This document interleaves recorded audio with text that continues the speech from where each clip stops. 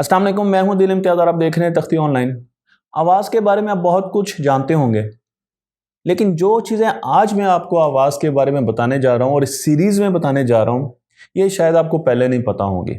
शुरू करते हैं बहुत आसान चीज़ों से और फिर आहिस्ता आहिस्ता हम लेटेस्ट चीज़ों की तरफ आएंगे, जो कि इस वक्त की रिसर्च हमें बता रही है कि आवाज़ की टेक्नोलॉजी में कैसे काम हो रहे हैं। जब आप तालाब में पत्थर फेंकते हैं तो मुख्तलिफ किस्म की वेव्स बनती हैं, रिपल्स बनते हैं। बिल्कुल इसी तरीके से साउंड भी अपनी सोर्स से बाहर की तरफ ट्रेवल करता है। हम इन वेव्स को ड्रॉ कर सकते हैं, हम इन वेव्स को डिफाइन कर सकते हैं, बयान कर सकते हैं। उनके मुख्तलिफ पैरामीटर्स हैं जिनके ज़रिए हम उन्हें एनालाइज कर सकते हैं। इन कंप्रेशन वेव को हम मेजर भी कर सकते हैं, हम इनकी इंटेंसिटी को भी देख सकते हैं, हम साउंड को स्टडी कर सकते हैं। लेकिन अब मैं आपको ये बताने जा रहा हूं कि हम सिर्फ साउंड को स्टडी नहीं कर सकते, हम साउंड को देख भी सकते हैं। बहुत सिंपल एक्सपेरिमेंट है और इस फील्ड को कहा जाता है साइमेटिक्स। साइमेटिक्स के जरिए आप साउंड की शक्ल को देख सकते हैं। फर्ज कीजिए कि आपके पास एक स्पीकर है और उसके ऊपर डायफ्राम लगा हुआ है और उसके ऊपर आप पाउडर डाल देते हैं और उसे कनेक्ट कर दीजिए किसी पियानो से या किसी वायलिन से और फिर उसे बजाना शुरू कर दीजिए, तो आपको उस डायफ्राम की वाइब्रेशन से साउंड की शक्ल नज़र आना शुरू हो जाएगी। इस फील्ड को सबसे पहले डिस्कवर किया जॉन स्टुअर्ट रीड ने, जो कि यूके के एक बहुत बड़े साइंसदान हैं। उन्होंने एक साइमोस्कोप बनाई और उस स्कोप को पानी के साथ कनेक्ट किया। अब 3D ज्योमेट्रिक शेप्स हम देख सकते हैं साउंड की पानी के जरिए। मैं आपको यहाँ पर बहुत सी तस्वीर भी दिखा रहा हूँ और वीडियोस भी दिखा रहा हूँ, तो आप देख सकते हैं कि किस तरीके से हम इन वीडियोस में देख सकते हैं कि साउंड की शक्ल क्या है, साउंड के पैटर्न्स क्या हैं। और अगर आप किसी पैटर्न को फिंगर से डिस्टर्ब भी कर देंगे तो दोबारा वही पैटर्न आपके पास आ जाएगा, वो अपनी शक्ल को बरकरार रखेगा। जब बहुत से एक्सपेरिमेंट इन चीज़ों पर किए गए तो नई नई चीज़ें सामने आना शुरू हो गई। एक चीज़ ये सामने आई कि साउंड की शक्ल जो शुरू की ज़मीन की जिंदगी थी, सिंगल सेल बेस्ड जिंदगी थी, उन जैसी हमें नज़र आ रही, और फिर मल्टी सेलुलर बेस्ड जिंदगी की तरह भी ये शक्लें हमें नज़र आती हैं। मैं आपको यहाँ पर साउंड की कई तस्वीर दिखा रहा हूँ, तो आप देख सकते हैं कि ये तस्वीर आपको स्टारफिश की तो नहीं लग रही, मिलती जुलती हैं।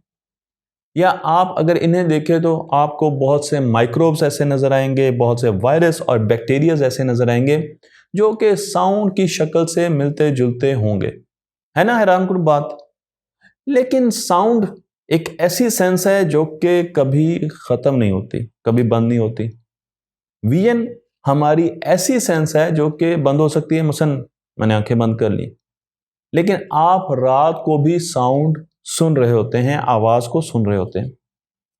हैरानी की बात यह है कि अगर आपका घर ट्रेन के रास्ते के करीब है तो आप ट्रेन के गुजरने से नहीं उठेंगे, लेकिन बच्चे की एक छोटी सी आवाज़ से आप फौरन उठ जाते हैं।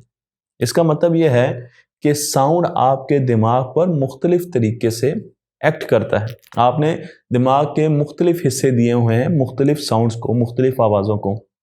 मैं जब ये स्टूडियो डिज़ाइन कर रहा था तो सबसे पहले जो मुझे साउंड एडिटिंग में मसला आया वो रिवर्ब का आया, यानी इकोस का।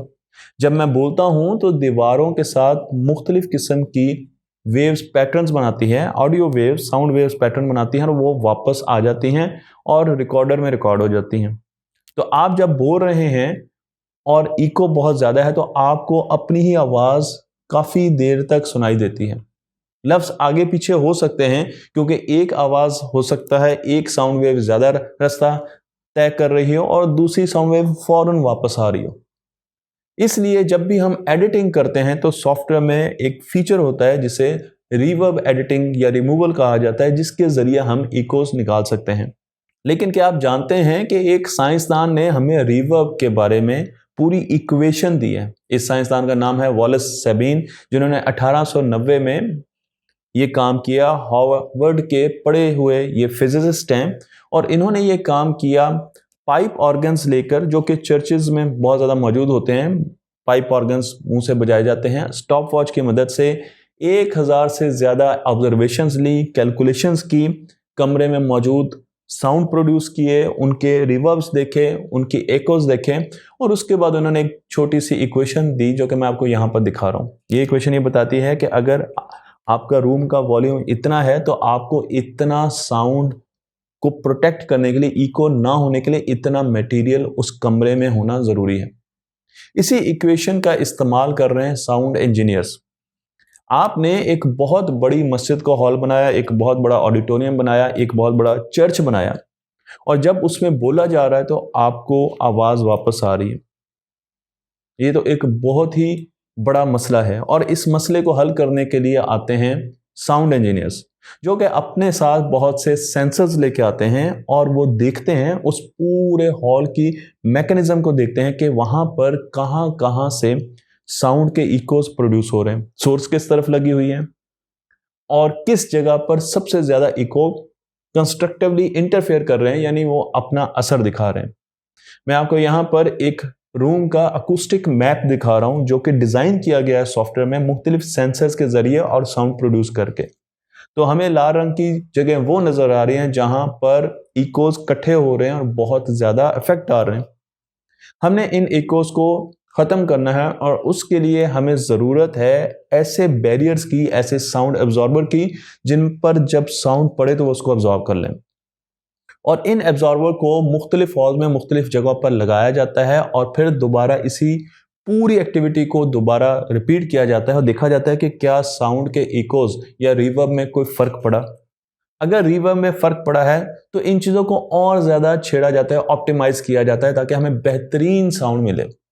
मैं आपको यह भी बताता चलूं कि अब ऐसे एब्जॉर्बर स्मार्ट होते जा रहे हैं। मसलन आपने अगर एक तेज इंस्ट्रूमेंट बजाना है, यानी हम वायलिन की बात कर देते हैं, तो हो सकता है कि वहां से जो फ्रीक्वेंसी निकल रही है वो बहुत तेज फ्रीक्वेंसी होगी और उसकी वेव के पैटर्न, इको के पैटर्न मुख्तलिफ होंगे।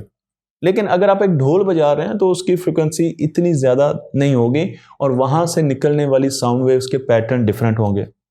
तो आप चाहेंगे कि कुछ ऐसे एब्जॉर्बर्स हों जो कि जब ढोल बजाया जाए तो उनको ऑफ कर दिया जाए। इसका मतलब यह कि वो साउंड एब्जॉर्बर्स नहीं है, वो सिंपल पर्दों की तरह रह गए, और जब हम वायलिन बजाएं तो वो ऑन हो जाएं, यानी अब वो साउंड को जो उन पर पड़ रहा है उसको एब्जॉर्ब करना शुरू कर दें। तो इस किस्म के स्मार्ट एब्जॉर्बर्स हमारे पास आ रहे हैं जिनको हम यूज करें और उनको मोबाइल के जरिए भी कंट्रोल किया जा सकता है।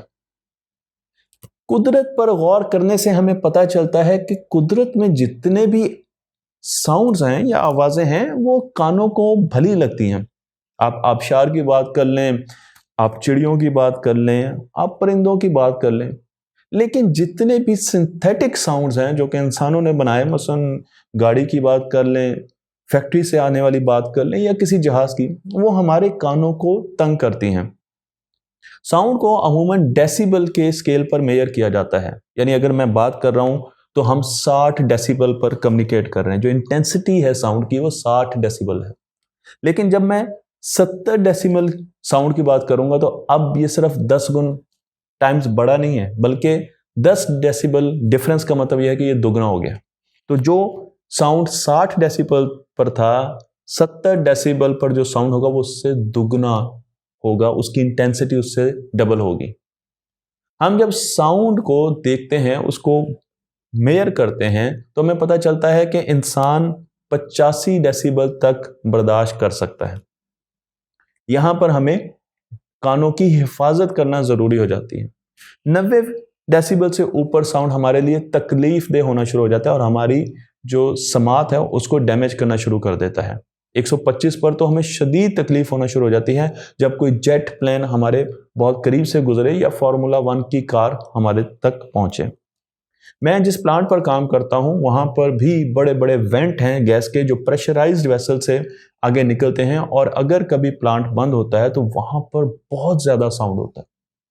वो साउंड तकरीबन 120 डीबी से ऊपर ही होता है, इसलिए हमें वहां पर मुस्तकिल एयर प्लग्स पहन के काम करना पड़ता है। जब आप ऐसे माहौल में जाते हैं जहां पर बहुत ज्यादा आवाज है, तेज आवाज है, तो आपके दिमाग का सर्वाइवल मोड ऑन हो जाता है। आपके दिमाग का एक हिस्सा है जिसे प्राइमल ब्रेन या रेप्टिलियन ब्रेन कहा जाता है, वो एक्टिव हो जाता है क्योंकि आप शदीद स्ट्रेस में आ जाते हैं। और स्ट्रेस में जब इंसान आता है तो उसके पास 3 ही रिस्पॉन्सेज बचते हैं, वो 3 रिस्पॉन्स दे सकता है। या तो वो उस साउंड से फाइट करेगा, अगर वो साउंड को इंसान पैदा कर रहा है तो वो उससे लड़ने के मोड में आ जाएगा, या फिर वो साउंड से दूर भागेगा, फ्लाइट करेगा, या फिर वो नम हो जाएगा, फ्रीज हो जाएगा। उसके अलावा कोई उसके पास ऑप्शन नहीं है।